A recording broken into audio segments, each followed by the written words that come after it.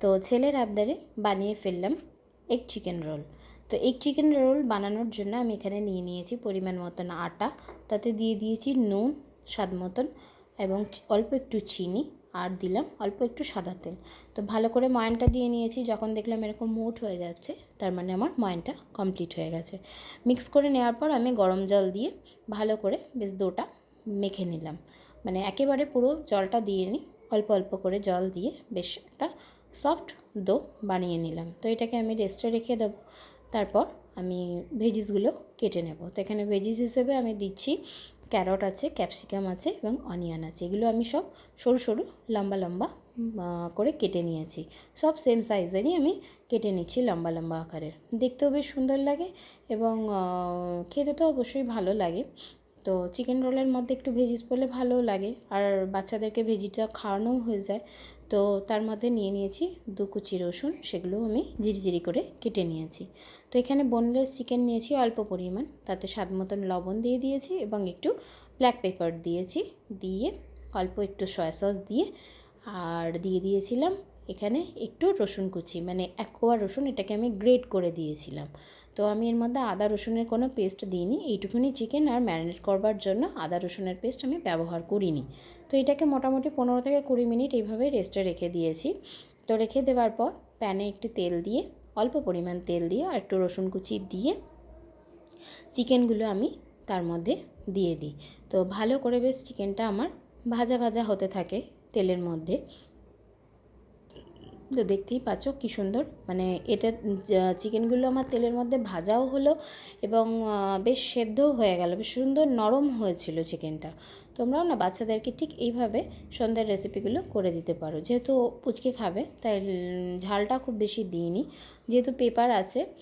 তো তার জন্য একটাই আমি কাঁচা লঙ্কা এখানে ব্যবহার করেছি। তো তারপর চিকেনটা একটু সফট হয়ে গেলে আমি ভেজিসগুলো এর মধ্যে অ্যাড করে দিয়েছি। ভেজিসগুলো দিয়ে বেশ ভালো করে আমি নাড়াচাড়া করেছি।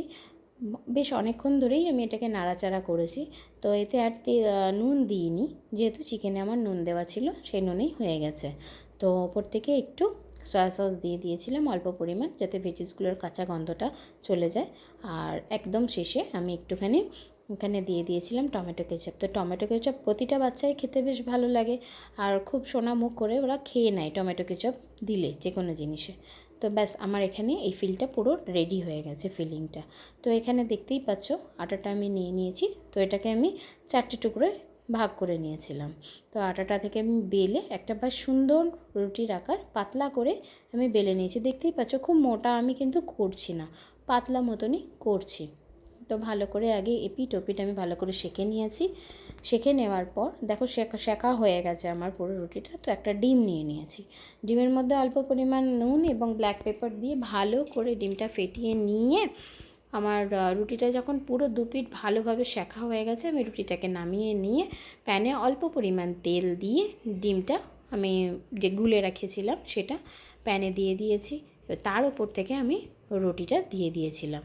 তো ব্যাস দেখতেই পাচ্ছ বেশ এপিট ওপিট করে সুন্দর করে আমি ভেজে নিলাম।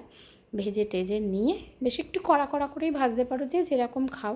তো ওটা নামিয়ে নিয়ে ভেতর থেকে চিকেনের যে ফিলিং বা স্টাফিংটা আমি বানিয়েছিলাম সেটা এভাবে লম্বা করে দিয়ে দিয়েছি।